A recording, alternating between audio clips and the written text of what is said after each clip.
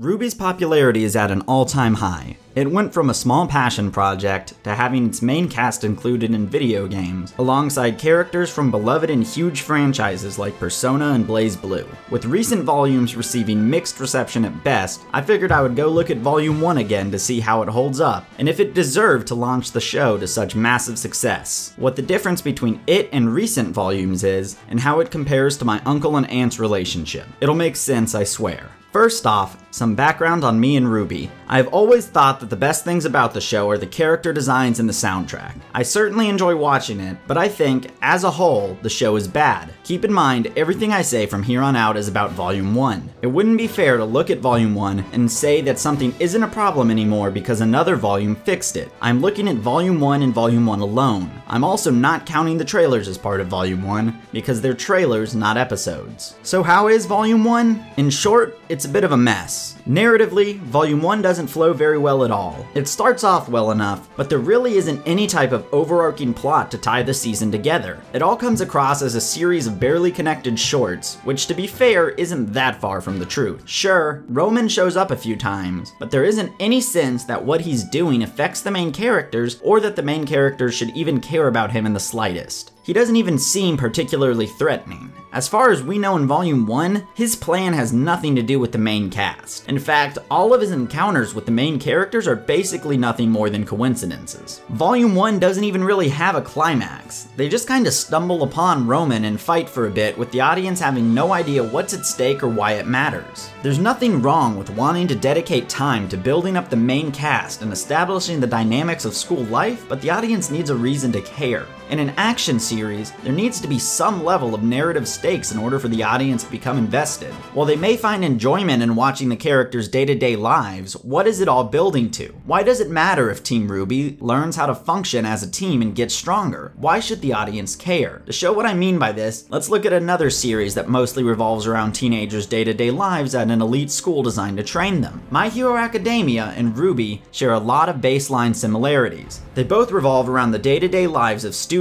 at a school training to become heroes/huntresses. Both have a main character who wants to become one of them because he/she has always idolized them and truly wants to help people. The key difference comes from the fact that My Hero Academia's main character, Deku, has to achieve his goal or the world will suffer. My Hero Academia establishes early on that the current symbol of peace, All Might, is losing his powers and will not be able to keep the world safe much longer. As a result, if Deku, who has inherited All Might's powers, cannot learn to become a hero soon and step up to take the mantle as the symbol of peace, the world is going to be a worse place for it. In RWBY, it doesn't seem like it really matters one way or another if RWBY becomes a huntress or not. This is a massive storytelling failure. I think the only reason this doesn't derail the whole season is that the episodes are so short it never feels like it's dragging on without any purpose. At least, not as much as it probably should. Sure, the audience may like RWBY and they may enjoy watching her go about her day-to-day life. This would be fine if the series was a sitcom, a slice of life, or a comedy, but it's not. For a series that bills itself as an action series, there has to be some type of overarching reason or plot for the action to take place. Otherwise, it's just a bunch of random character interactions with action scenes interspersed throughout seemingly at random. Now, let's talk about the characters. As has been said time and time again, RWBY is too many characters for its own good. This is especially true in Volume 1, which in total is less than 2 hours long. In less than 2 hours, the audience is introduced to over 10 characters who all seem to be important to the story. That is insane. Volume 1 is about as long as an average movie, so let me ask you this. Can you think of a single movie that introduced over 10 characters, all of which are portrayed as being important to the main story? I don't mean nameless henchmen that get a line or two, I mean legitimate characters.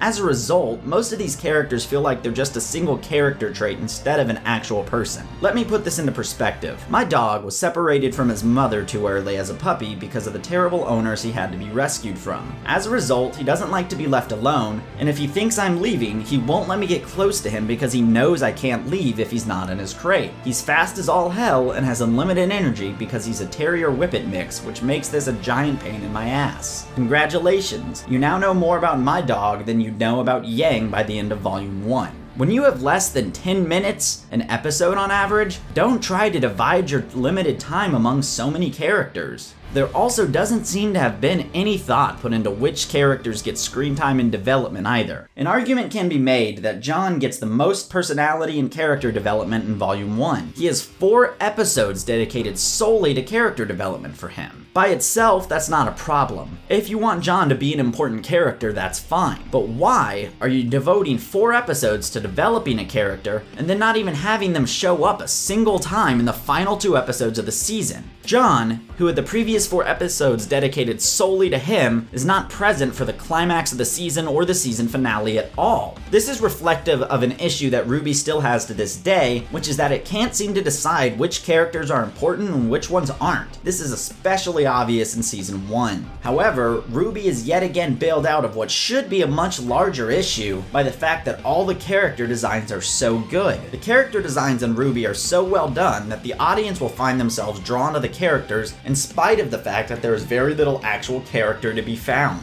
In fact, RWBY Volume 1 gets bailed out more often than my aunt, who can't seem to stop stabbing my uncle. The animation is very rough at points, but that's fine. It wasn't made by a professional studio, so it gets a pass. The voice acting is often subpar. That's okay. The audience probably already likes the voice actor from knowing them from Rooster Teeth. So, now that I've ragged on Volume 1 for the past few minutes, it probably seems like I hate it. However, in spite of all of its obvious flaws, RWBY is just an endearing and enjoyable show to watch. It's hard to put into words why, but it is just very hard to dislike. Sure, the writing is often crap, the story's progression makes little to no sense, the characters are severely underdeveloped, and the production as a whole can feel very sloppy. But like my uncle who won't dump his stab-happy wife, I just couldn't break up with the show. I think a large part of this is that you can see how much fun everyone had while making it, and it feels like a passion project, as opposed to something a soulless corporation think tank put out to make money. The show is very earnest. It isn't concerned with coming across as corny, and it doesn't ever seem like it's trying to go out of its way to be cool or impress you.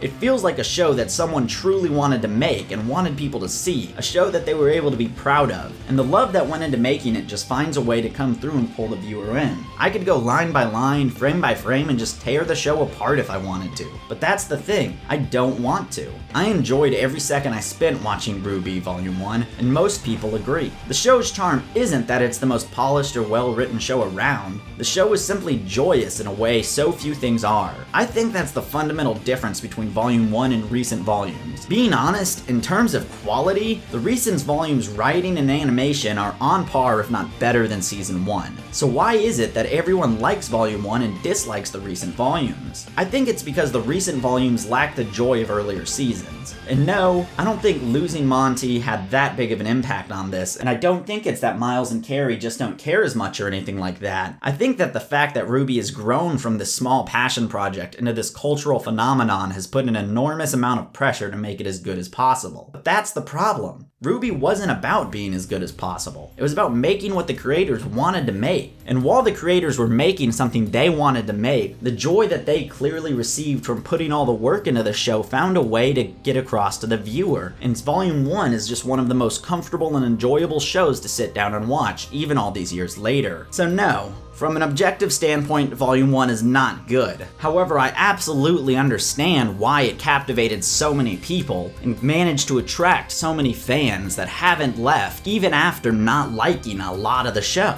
And so, because of this, just like my uncle and his rather insane relationship, I've stuck around no matter how many times the show has let me down. And I don't plan on leaving anytime soon. Seriously though, Unc, you should probably get a divorce. Actually, that uncle may be in prison now that I think about it, I'm not sure. Anyways, I'm not planning on being a RWBY channel. I may talk about it in upcoming videos. If you enjoyed, maybe subscribe. I basically make videos as I feel like it, but if it ever got to the point where I had more than like 12 subscribers and 20-ish views per video, I'd probably post semi-regularly. Thanks for watching. If you want to comment, feel free. I'll probably respond. Not really sure how to end the video, so